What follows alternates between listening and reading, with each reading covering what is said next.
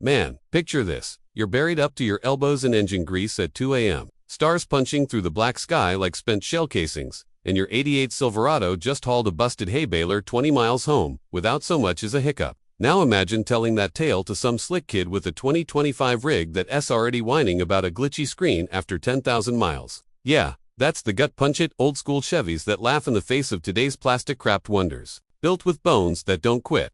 Stick around, 'cause the last one's the ghost story of trucks, the one that outran a freight train.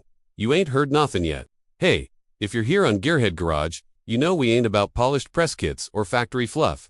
This is where we crack open hoods, spill carburetor cleaner on our boots, and chase that rumble down forgotten backroads.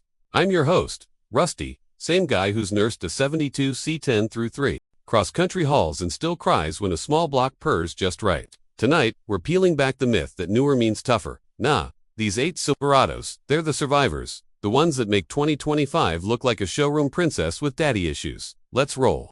Start with the granddaddy, the 1973 to 1987 square-body CK series. God, these trucks were forged in the fires of Detroit's glory days, when steel was cheap and frames were meant to bend trees, not break. I remember my first square body, A79 with the 350 V8 big block heart, no frills, just pure, unfiltered grunt. You'd tow a trailer full of lumber up a mountain pass, and it'd sip gas like a gentleman, while today's hybrids throw a fit over a pothole. History lesson. Back in '73, Chevy ditched the old rounded lines for this boxy beast, adding coil springs up front for a ride that didn't buck like a Bronco. And durability. These bad boys routinely clock 300,000 miles if you change the oil and whisper sweet nothings to the points. Compare that to a 2025 Silverado's aluminum panels light as a feather. Sure, but snap one off-road and you're shopping for clips. Off-the-wall nugget. NASA tested these frames for lunar rover prototypes. That's how overbuilt they were. No wonder farmers still plow fields with them. Slide into the early rebels. The 1999 Silverado, the debut of the nameplate that flipped the bird to the old CK. It was like Chevy woke up from a nap and said, "Let us make a truck that hauls like a semi, but corners like your uncle's old Impala." Vortec 5.3 V8 under the hood. Independent front suspension that tamed the highways without turning it into a minivan. I had a bone stock 99 that survived a flood in '05 water up to the doors. Started on the first crank after a battery swap. Longevity king, these first gens often hit 400K before the odometer blinks. Why tougher than 25? No fragile electronics. Just mechanical soul that you can fix with a socket set and spite. Fun fact, the 99's hydroformed frame was a game changer, stronger than the CK's ladder by 25%, but without the nanny-state sensors that make modern trucks throw tantrums. Now, crank it up to 2005, 2006, the unsung heroes of the first-gen tail end. These were the trucks that bridged the gap, right before the redesigns got fancy. Picture A06 with the 4.8 or 5.3 bulletproof iron blocks, transmissions that shifted like butter on a hot manifold. One knew a rancher in Montana who ran his '05 daily for cattle drives. At 280,000, it was still pulling stronger than a 25 diesel on a bad day. Insight, Chevy dialed in the active fuel management early here, but without the lifter tick that plagues later models. Built stronger. Hell, the cab mounts were over-engineered for crash tests that weren't even law yet.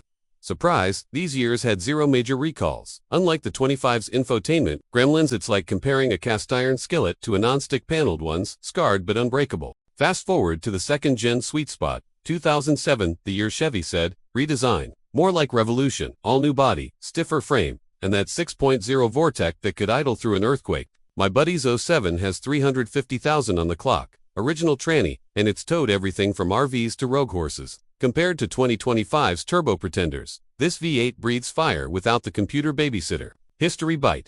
It won Motor Trend's Truck of the Year for blending luxury with lumberjack muscle. Weird truth, the '07's door hinges were beefed up after complaints from the '03-'06 rust buckets. Now they swing forever. No sag. Then there's 2011, 2012, the peak of the second gen, where Chevy ironed out the kinks and built trucks for eternity. The 12th Consumer Reports darling, with a ride so smooth you'd swear it had airbags before they were standard.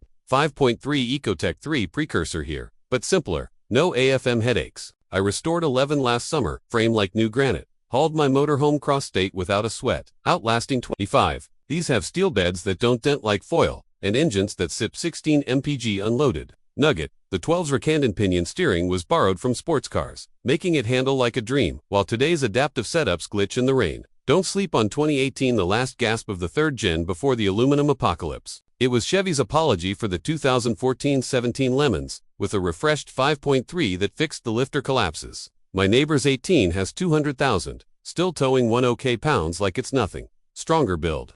Thicker gauge steel in the cab, less prone to the frame cracks that sideline newbies. Offbeat story. During a blizzard in 2020 it pulled 3 stuck 2020 models out of a ditch one after another. That's hard. And 2022, 2021, the 4th-gen fresheners that proved Chevy could still swing. Post-redesign. But before the EV hype diluted the bloodline, the Duramax diesel in 21, a torque monster that idles cooler than a 25 gas guzzler under load. Frames hydroformed, tougher, beds with carbon fiber composites that shrug off dings. I test drove a 20 last week, quiet as a library, but roars when you mash it. Surprise! These years pioneered the multi-flex tailgate, but the real gem is the independent rear suspension option that soaks up ruts better than any leaf spring ancestor. But hold on, partner, the 8th one's the Phantom, the 1981 K10 diesel. Yeah, that oddball with the 6.2-liter mill, built when Chevy experimented with Detroit diesels in pickups. It ain't pretty, sips fuel like moonshine, but damn if it doesn't outlast MO. One ran 750k miles hauling oil rigs in Alaska before retiring to a museum. Why hidden? 'Cause it's the truck that time forgot, slow as molasses, but tougher than rebar. No turbos to fail, just raw, rumbling immortality. In a world of 2025 screens and sensors, this beast reminds us. Real strength ain't flashy. It's the quiet grind that wins. Woo! That's the lineup. These 8 ain't just trucks. They're testaments to when Chevy built M2 bury their owners, not bill M for fixes. Next time you're eyeing that gleaming 25-lot queen, ask yourself, do I want a gadget on wheels, or a legend that echoes? Hit the road, feel the pulse under your boot, and tell me what's the oldest rig that's saved your hide. Drop it in the comments. Smash that like if you're team Old Iron. Subscribe for more midnight confessions from the garage. Drive safe, drive real. Fade to black.